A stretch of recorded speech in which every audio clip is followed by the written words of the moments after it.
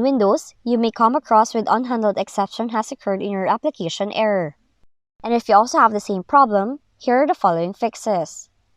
Now, it is important to keep your Windows PC updated and running to the latest version to continue enjoying a hassle-free computing experiences.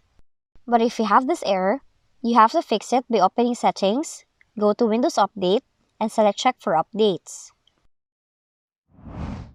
Now, if that did not work, you should scan your computer with the inbuilt Microsoft Defender antivirus.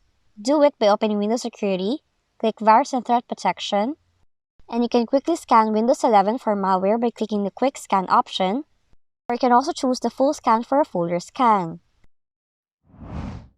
Lastly, run the NetFramework Repair tool by downloading it from this website.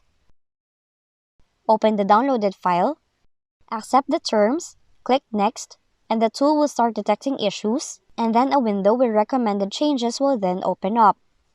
Now you have to review the recommended changes and click Next to apply them. Once the changes are made, click Finish and then restart your computer.